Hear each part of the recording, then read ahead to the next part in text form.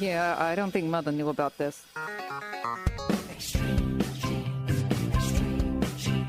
Uncle Marvin was strangled by his own beard.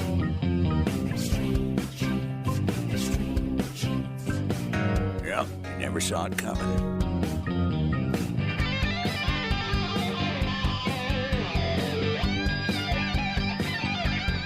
And welcome, America, to America's Family History Show, Extreme Genes, and ExtremeGenes.com. I am Fisher, your radio root sleuth, on the program where we shake your family tree and watch the nuts fall out. Well, we got great guests today. Of course, Sunny Morton is coming back on the show. Of course, very well-known genealogist out of Ohio.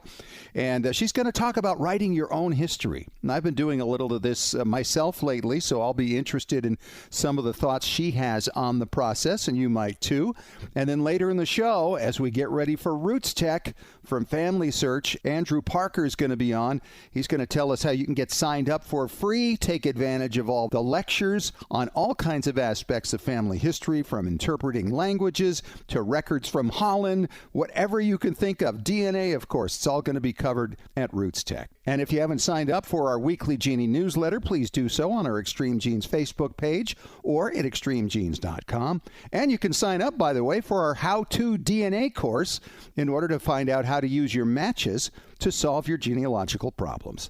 And right now, speaking of problems, over on the East Coast, it's David Allen Lambert. How's your back doing after all that shoveling, Lambert? Oh, I'll tell you, I can remember the blizzard of 78, but my hometown of Stoughton, which I now call Snowton, got a record, ready for this, in one day. 30.9 inches of snow. It made the news out to the West Coast. Wow. Yeah. And you know, for a chief genealogist, you do a lot of sitting. I can't imagine all that physical labor. Oh, well, I know a guy who has a plow.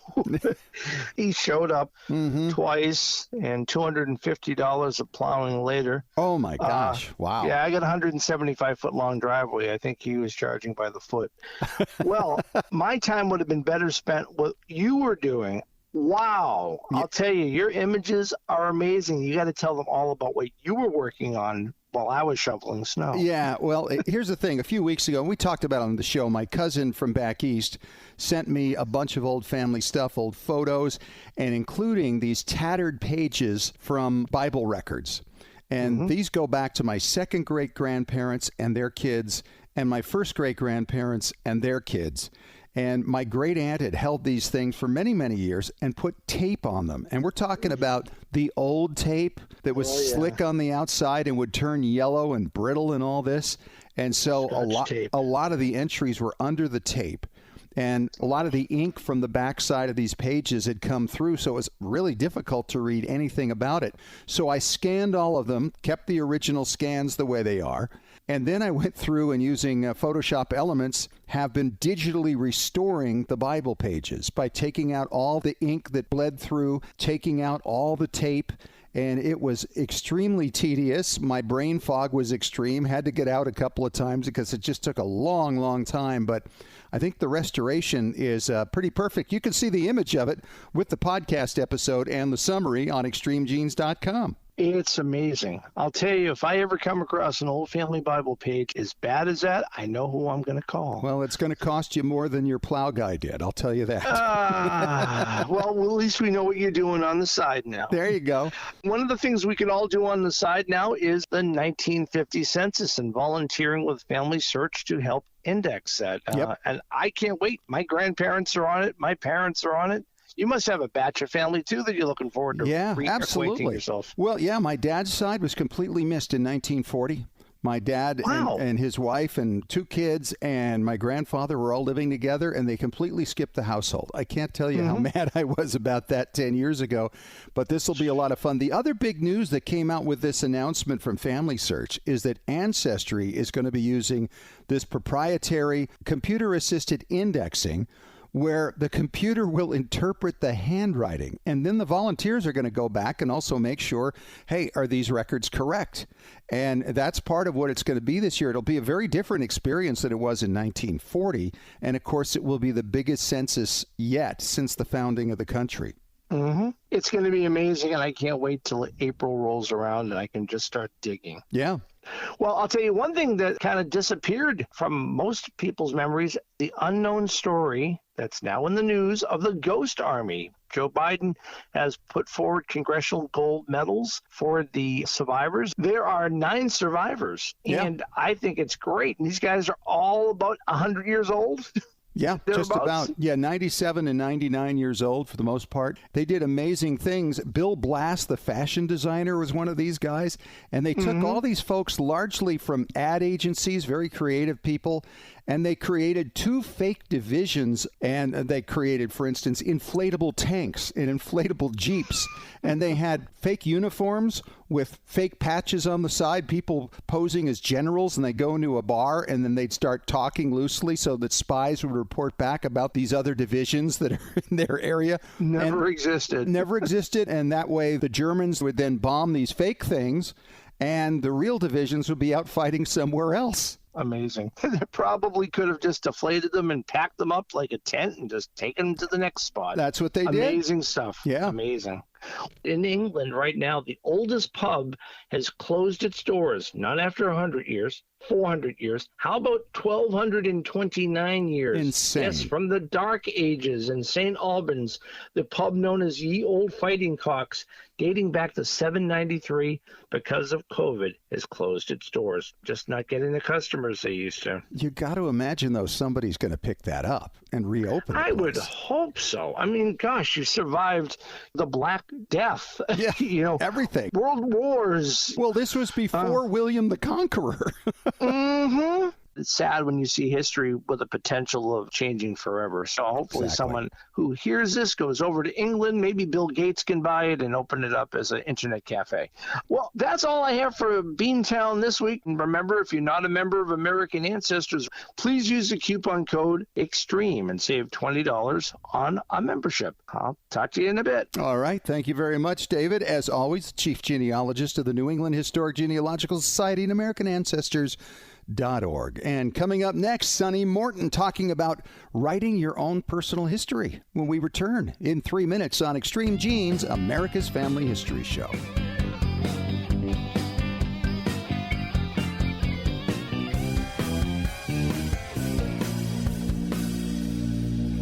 Genies, our sponsors at Ancestry.com have started 2022 by giving the super site a complete makeover. If you haven't visited Ancestry.com in a while, this would be a great time to check it out. It's a whole new look, and personally, I love it. Ancestry's baby company, Newspapers.com, has also added millions of new records to their obituary and marriage index. Initially, the index only covered the U.S. and Canada, but now it includes the U.K. and Australia. Some go as far back as the early 1800s, while most cover the late 19th and early 20th centuries. Ancestry is also offering this year, on Tuesdays, 15-minute Facebook Live education snippets with our friend Krista Cowan. And if you're interested in getting your kids and grandkids more involved in learning about their family history, Ancestry is working on more and more ways to bring them in. So stay tuned. We talk to Krista each month as we follow what's happening at Ancestry.com. Hey, Genies, as we've dug into our family history explorations over the past year, our community at Genealogy and Family History Breakthrough Strategies has taken off.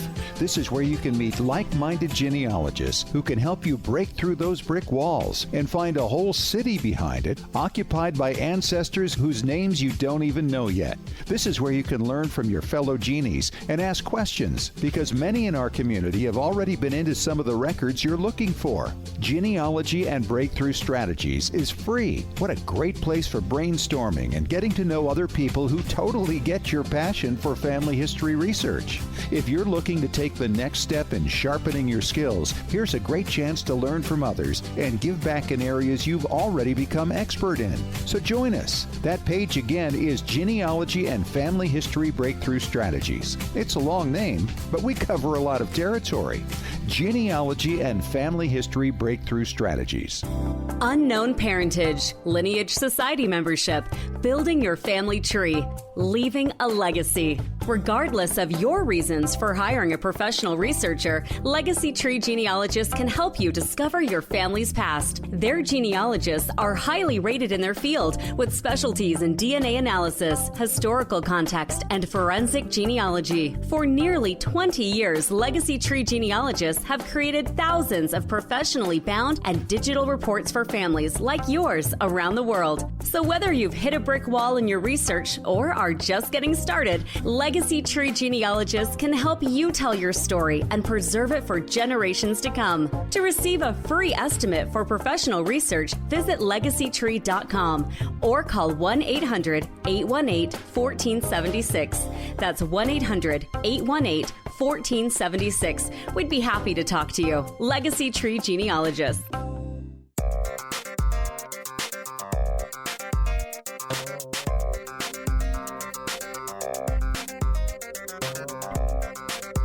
And welcome back, Genies, to Extreme Genes, America's Family History Show and ExtremeGenes.com. Fisher here, along with my longtime friend, a longtime contributing editor at Family Tree Magazine, Sunny Morton, who's joining us. She's just written a book called Story of My Life, a workbook for preserving your legacy. It's available at Amazon.com. And Sunny, this is really appropriate right now because actually just recently I have resumed writing my life story, and I'm sure you've got some important stuff to share about this. Well, thanks for having me, Scott. It's always a pleasure to be here. For sure, life story writing is a big part of the process of recording your family's story. Yep. But I think it's just part of the process of being human, don't you? Yeah, I do. I mean, some people will carve their initials in a tree in a forest to say they were there, right? Right. I mean, it's the same thing, except I think people want to say maybe a little bit more than what your initials were. And I think for people to ever remember you or to learn from the lessons of your life, you have to write your story. Absolutely. I think this is one of the most universal topics. Really, everybody's got a story to tell. And in fact, I have a story about that. You want to hear it? Yeah, absolutely. So a few years ago, I was invited to be the lunch speaker at a wealth management seminar. So they were there all day long learning how to take care of their millions. And I did mean millions. This was quite an elite event. And it was my job at lunch to be the sort of lighthearted relief from these heavy topics about wealth management. Sure. And it was my job to make the case that their personal story was actually their most important legacy, more important than their millions. Oh, yeah. And I'll tell you, Scott, I was a little intimidated by this bunch. I would have been. When I stood up, I remember pitching it to them. I remember encouraging them to stop and think about the moments in their lives where everything changed, where things would never be the same again, whether they knew it at the time or not. Things had changed. They had changed. And I remember the room. I remember people leaning forward, going perfectly still.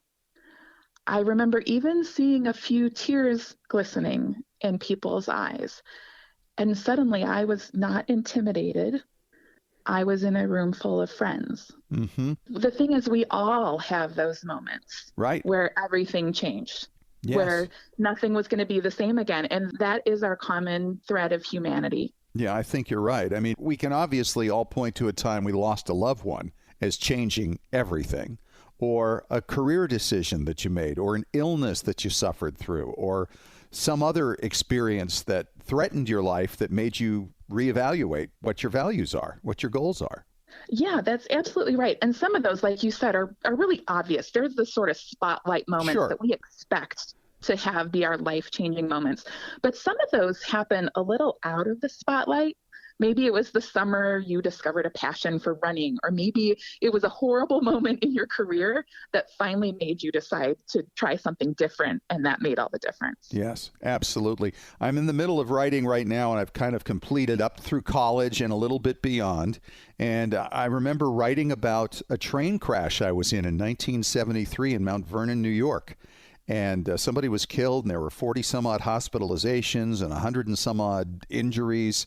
And just what an amazing experience and trying experience that night was. And getting out of that train and climbing up onto the platform and then looking out and seeing that our train had plowed into the back of another train that was stopped at that station.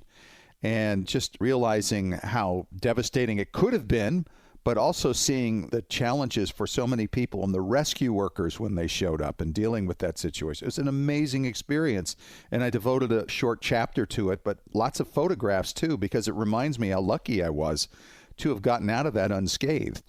Well, and I imagine as you go back and look at that memory, you don't just have to rely on the memories you have right now. No. I'm imagining you could actually research that event. Yeah, to a great extent, that's true. In fact, somebody had a website that had pictures of it posted that I'd never seen before in my life. It's like, well, hello, that's terrific, really helpful.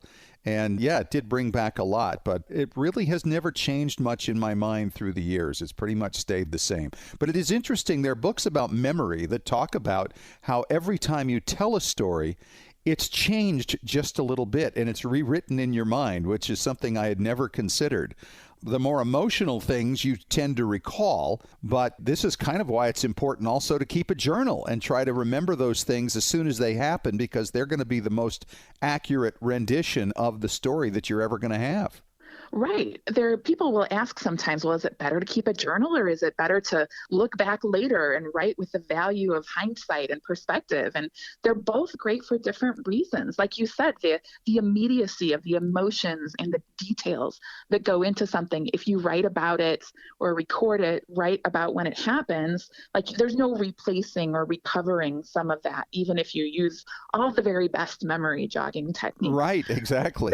There's also really no replacing the value of when you look back on it, though, too. I imagine you've looked back on that experience many times in your life, and that maybe your feelings have changed about that over the years, even just in terms of understanding how precious life is or what a narrow escape you had or whatever.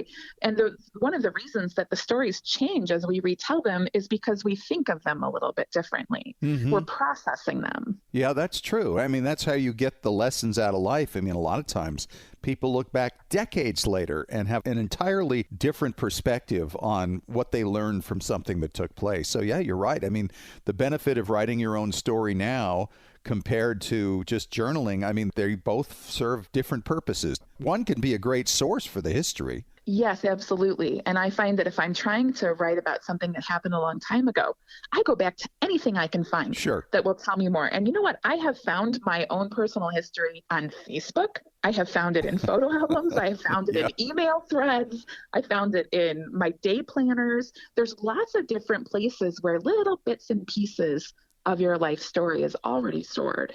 Well, and it's important for people to know that when you write your story, the idea isn't to write every minute of every day of your life. It's really just the touch points, the highlights, because first of all, people are only going to read so much of it if it isn't interesting. And if you have too much information in there and you're not just touching on those things that made the most impact on you, they're likely to just look through a page or two and put it down forevermore. You know, I think that knowing that you really don't have to record every moment of your life is also really freeing, because I think sometimes when people say, tell me your life story, the thing that you go to first might be the thing that's hardest to talk about. I'm like, oh no, everyone's going to want me to talk about this. And I don't want to talk about this. I don't want to go back there in my emotions or in my mind. I'm not ready. And to the liberation of feeling like, you know what? I have lots of stories in my life, and I am allowed to pick and choose the ones that I'm ready to tell now that would bring me the most joy or that would be the most meaningful to me right now to tell. And, you know, I don't have to pick them all right this second. I may change my mind and sort of gradually work my way towards some of the messier stories. But it is liberating. It's so freeing to feel like, oh, I can tell the stories I want to, and I don't have to tell everything. So give us some tips here, because you're so good at this, Sunny, and boiling some things down. If somebody's going to start working on their history, what would you suggest they start with? I think honesty is the most important part of any story that you tell about yourself. I would rather have 5 minutes of somebody's honest opinions and memories, including whatever vulnerability that they're willing to show and humanity. I'd rather have that for 5 minutes than an hour's worth of superficial stories, or I was the hero, or you know what I'm talking about. Yes. Like, we all might be tempted to fudge things a little bit to make ourselves look a little better in a story. It's kind of like the obituaries where you read them and go, I don't think I knew that person. Yeah, like if you can just approach it with an honest and sort of refreshing voice, I think that you do two things. And the first is that you free yourself. And the second is that you gain your audience's trust in a way that you don't in any other way. When you are willing to show yourself for who you are, then your audience, your readers are going to trust you, and they're going to be more interested in what you have to say. I think you're absolutely right. And those who come later, generations down the line, are going to feel that they knew you.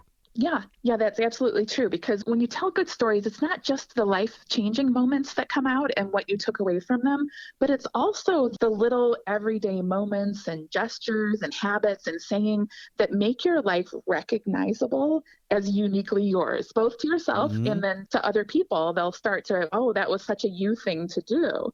You know, the way that somebody wore their hair, or the way they walked into the room, or the way they would turn a certain phrase or respond to a stressful situation. So in telling stories, you reveal some of those things about yourself also. Well, I think there's a certain therapeutic side of writing your story too, don't you think?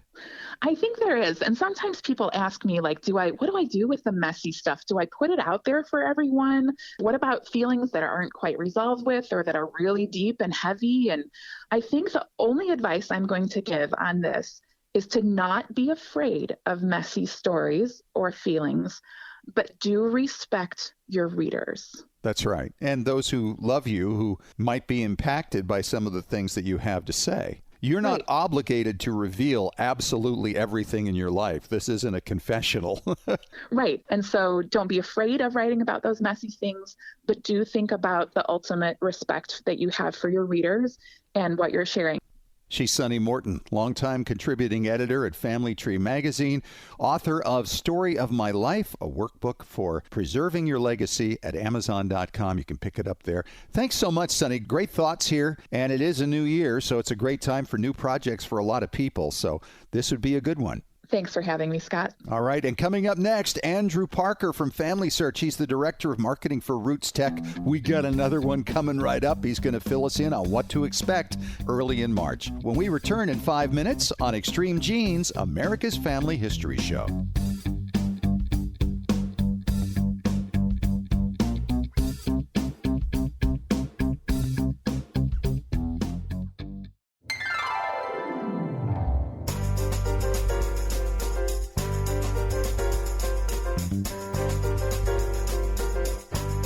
All right, welcome back. It is Extreme Genes, America's Family History Show on extremegenes.com. We are coming in on Roots Tech March 3rd through 5th. And I'm really so used to saying in Salt Lake City, Utah, at the Salt Palace Convention Center, but for the second year in a row, we cannot say that. It is all online, and it's bigger than ever. And last year, I think, may have been a surprising success for so many people who didn't expect it to be what it was. And I'm very excited to have Andrew Parker on the line from FamilySearch. He is the director of marketing for Roots Tech. And Andrew, last year, 1 million plus were part of Roots Tech, which really extended for much of the year. Yeah, I think that was a surprise, obviously, to all of us. When Roots Tech is in person, we just have an absolutely wonderful crowd, but it's not 1 million people, right? No. So, so it really was a huge kind of surprise to all of us. You know, it speaks to the power of family history, of genealogy, and more specifically, I think speaks to the power of connection, right? Even though we've kind of been in the midst of this pandemic that's been kind of throwing the world for a loop, people were still able to get together more so last year through the virtual means, kind of brought the world together a little bit. So we were all very proud of all the work that went in that. Well, it really shows the universality of family history and people's interest in that. How many countries participated? I mean, it's probably somebody from every country in the planet, right? Yeah, it was a little over 240 countries. I think 242, if I remember. Wow. If I remember my stats right.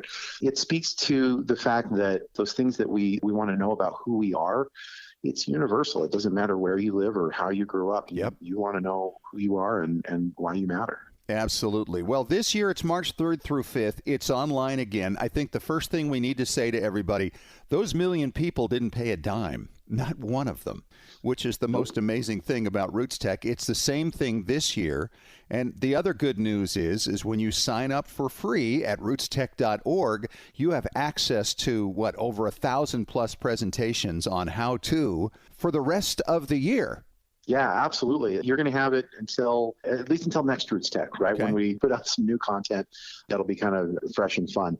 You get access to just thousands of classes, and some of the classes are very technical, and they go through some really specific research stuff. But a lot of the classes are just great stories that you can come in and listen to and be inspired by. It's one thing to kind of sit in a class about probate records, and for us genealogy monks, that's fun. But it's a whole other thing to sit in a room and listen to somebody's story of discovery and how they learned about who their family was and how that's defined who they are now. And that really is what lures people into family history. And that's what I hear about Extreme Genes all the time is people want to know the stories and how people found them. So you can sign up at rootstech.org. It doesn't cost you anything. You get access to all this incredible content. So let's say, for instance, you found a German ancestor in August and you wanted to research that individual. You might be able to go on to rootstech.org then and find some kind of class in German research. It's as simple as that. So I love the fact that it's not just limited to these few days, although I really miss the community that when it gets together live, because it really is a giant family reunion. Yeah, and there's so much energy with everybody there, and everybody's always glad to see one another. It's a gathering place for people each and every year. We hear stories about how people come to Roots Tech in Salt Lake, and it's the only time that they see family from across the world. Right. We do miss that for sure, but one of the good things about the virtual space is that we're able to not only welcome probably more people who may not be able to make the trip over to Salt Lake City, but we've done a lot of work this year to try and allow those connections that happen in the expo hall to happen online.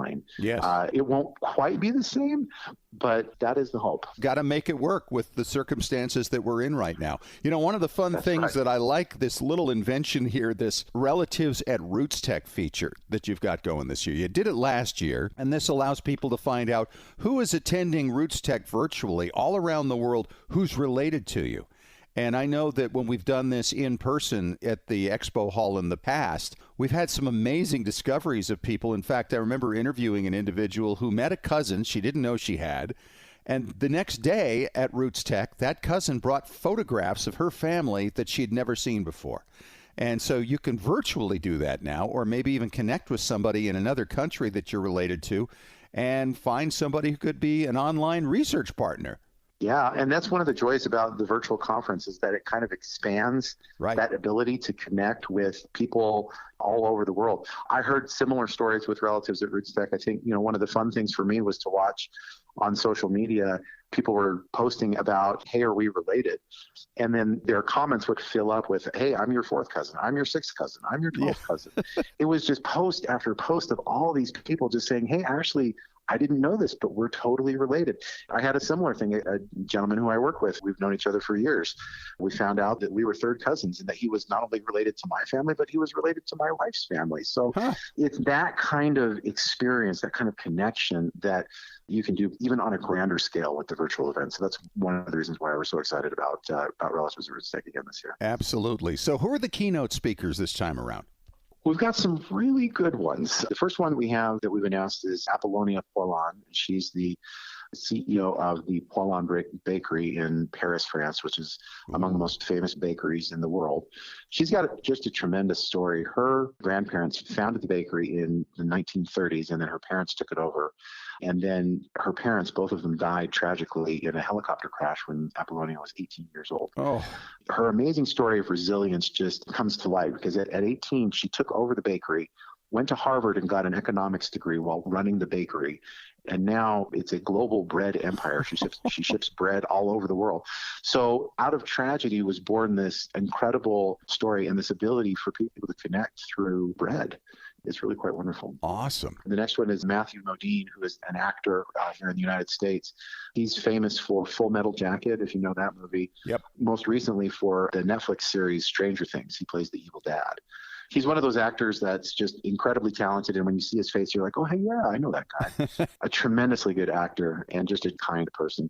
We've also got a singer from Argentina. His name is Diego Torres. He's probably one of the leading Latin pop stars in the world. And so he's going to talk to us a little bit about how music connects family. We kind of learn about how he's related to some people actually that he didn't even know. And there's a great reveal there at the end. So you won't want to miss that one. We also have Azuma Nelson, who is a world champion boxer from Ghana, Africa. He's got a tremendous story about his African tribal heritage and how that really motivated him to excel in his athletics. We also have Molly Ye, who is the host of the Food Network show Girl Meets Farm. She's got a very interesting story, too. She's Jewish, and she went to Juilliard to be a percussion major. And so she's an incredible musician, and then met a man there, and they got married. And apparently his family owns a farm in North Dakota. So now that's what she does. She was on a farm in North Dakota. Her mother was a chocolatier, and so she's got this great food and music background. So she's going to talk to us about how those things kind of mesh. And then we've got Maysoon Zaid, who is a comedian with Palestinian heritage.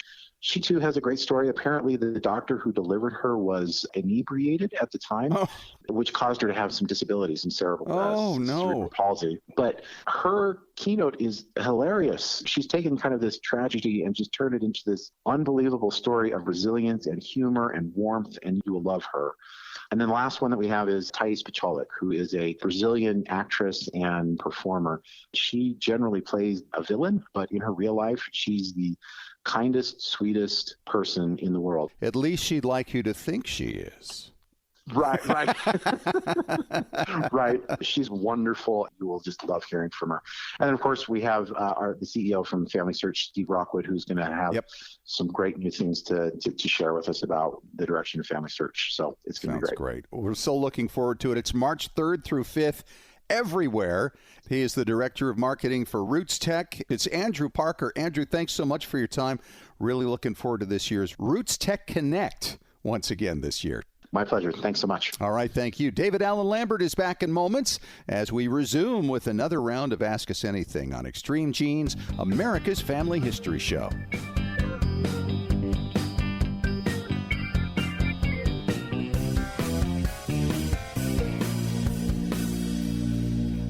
Hey Genies, it's Fisher here, and my shiny new ExtremeGenes.com website has been described as having that new car smell.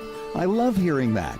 Having been with you for over 8 years now, it felt like time to help out listeners and followers who need to know the basics of genealogical research, as well as how to understand your DNA test results, and to be able to put them to work for you, breaking down brick walls, identifying birth parents, locating new cousins who may have photos and information that can't be found anywhere else, and verifying your paper trails. Yes, DNA can do all that, and I can show you how. Check out the all-new ExtremeGenes.com website and download the free Genealogy Strategy Roadmap and the free DNA Starter Guide. Then, if you like what you see, you can take those next steps to sign up for the video courses that you can watch at your leisure. I'll take you through all the basics, step by step. Find out more now at ExtremeGenes.com. Unknown parentage, lineage society membership, building your family tree, leaving a legacy. Regardless of your reasons for hiring a professional researcher, Legacy Tree Genealogists can help you discover your family's past. Their genealogists are highly rated in their field with specialties in DNA analysis, historical context, and forensic genealogy. For nearly 20 years, Legacy Tree Genealogists have created thousands of professionally bound and digital reports for families like yours around the world. So whether you've hit a brick wall in your research or are just getting started, Legacy Tree Genealogists can help you tell your story and preserve it for generations to come. To receive a free estimate for professional research, visit legacytree.com or call 1-800-818-1476. That's 1-800-818-1476. We'd be happy to talk to you. Legacy Tree Genealogists. Genies, our sponsors at Ancestry.com have started 2022 by giving the super site a complete makeover. If you haven't visited Ancestry.com in a while, this would be a great time to check it out. It's a whole new look, and personally, I love it.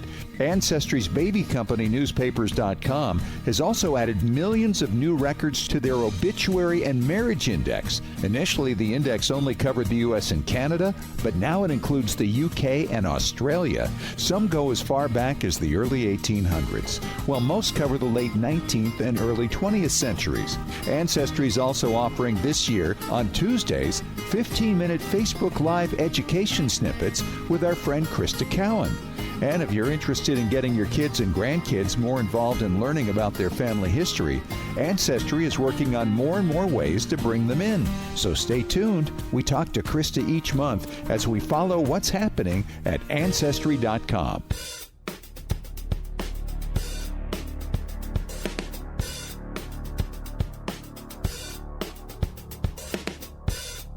All right, back on the job for Ask Us Anything on Extreme Genes, America's Family History Show, and ExtremeGenes.com. Fisher here, David Allen Lambert back over there from the Boston area. And Dave, our first question today comes from Rob in Monmouth, New Jersey. He says, "Hello, genie people." I don't think we've ever seen that before. My second great-grandfather was a lighthouse keeper in New Jersey.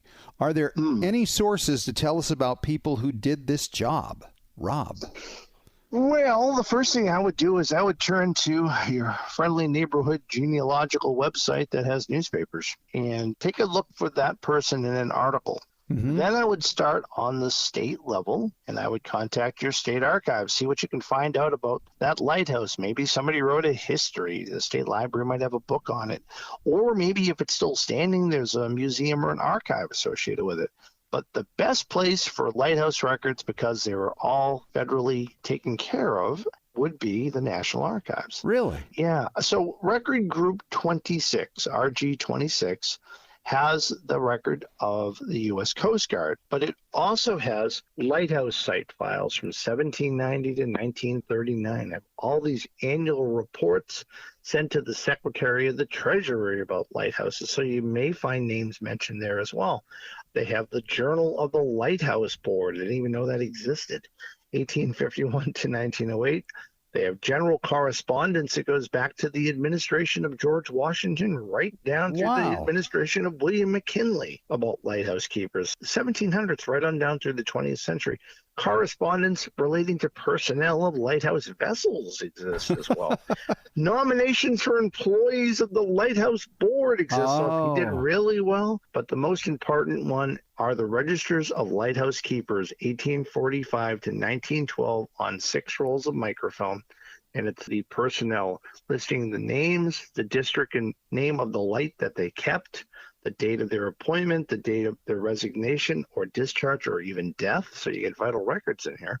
And sometimes their annual salary. Really? A lot of the lists don't begin till about 1849, but they go right through to 1912. And there's probably even later ones that exist that aren't in this collection that may just not be public yet. Great stuff. Boy, that's really good. Have you studied lighthouse keepers before, or lighthouses?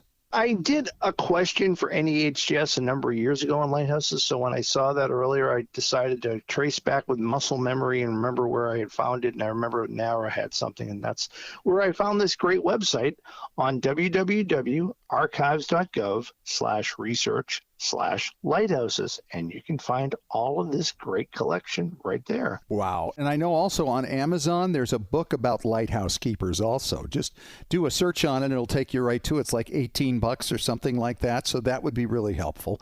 How did they get the job? Was this a political appointment? You know, I would think early on it was probably somebody who had something to do with the nautical trade, I would think, because, I mean, lighthouses have been around since before the federal government for obvious reasons. Sure. I mean, some of the Boston lighthouses are really ancient, Boston Light. It's probably somebody who had some knowledge of seafaring trade, I would imagine. Yeah. I mean, but there is a lighthouse association for descendants that exists as well. Huh. It's great fun, but the best part is some families may have kept journals and diaries that may give more detail than what was officially kept by the federal government. Life-saving stations are also nearby, and if a ship was floundering out in the surf or people were having trouble getting back, they would row out and get them and bring them back in. So life-saving stations are often near lighthouses as well. It's fascinating stuff. And the archives also has lighthouse plans and drawings that cover the 19th and 20th century. So if you want a nice engraving or a color image of that lighthouse that may no longer be there, the National Archives can hook you up with one of those as well. There you go, Rob. You asked the question. We got another question coming up next when we return in 3 minutes on Extreme Genes, America's Family History Show.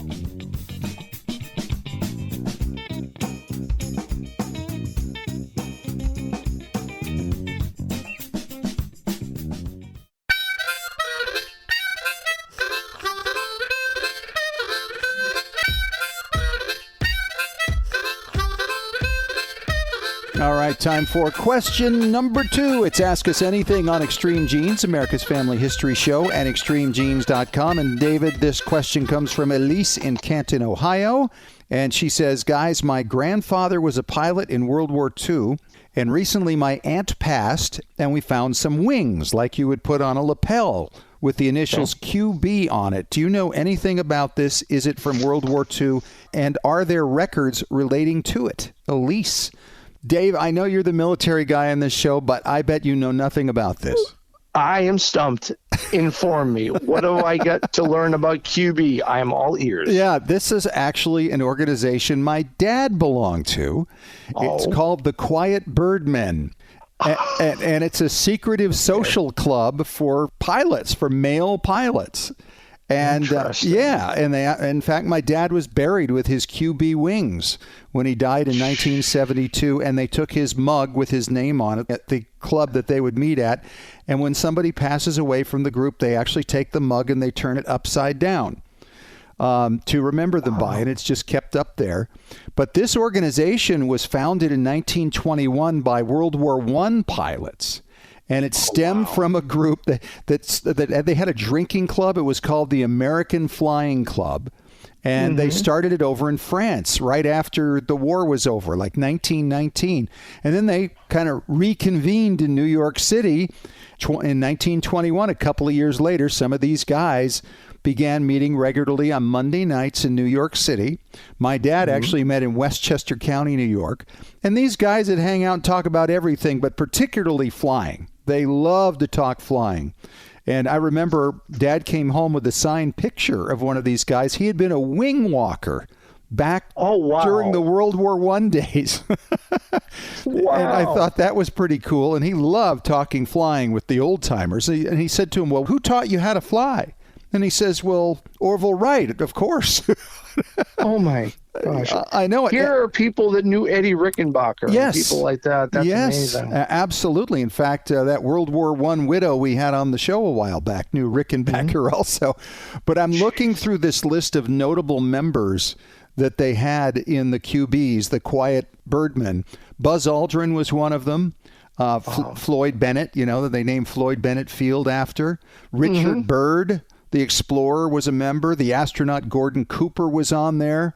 I mean, it's a long, long list. Lindbergh was a member of this organization. Of course. Rickenbacker, you mentioned him. He was on there. Wally Schirra. Yeah, I mean, it was it's an amazing group that still carries on to this day, but we don't know much about what they do other than get together and just chat it up. And you have to be invited, by the way. So, Elise, your grandfather had to be asked by a member if he would like to join, and then they would actually have a ceremony to let him in. I don't know anything about that. He didn't have to walk a wing, did he? No, he didn't have to do any of that. But they're in for life once they're in there. Wow. And so they all kind of look out for each other. So that's quite a little piece of family memorabilia you have in that QB wings. So congratulations. Hope that answers the question, but I'm not aware of any records that are out there concerning these guys, even though they've been around now for over 100 years. Well, keep us informed if you do find anything, and I hope that you get to visit your dad's mug someday, Fish. Yeah. That would be kind of cool. There you go. Well, that's it for this week, David. Thank you so much, and we'll talk to you again soon. Excellent. And, of course, if you have a question for Ask Us Anything, you can always email us at askusanything at extremegenes.com. Well, thanks once again to our guest this week, Sunny Morton, the longtime contributing editor at Family Tree magazine, talking about her new book about writing your own personal history. And also to Andrew Parker, the director of marketing for Roots Tech, bringing us up to speed on what's coming up March 3rd through 5th. If you missed any of the show, of course, catch it on podcast on Apple Media, iHeartRadio, Spotify, TuneIn Radio, and extremegenes.com. Talk to you next week. And remember, as far as everyone knows, we're a nice, normal family.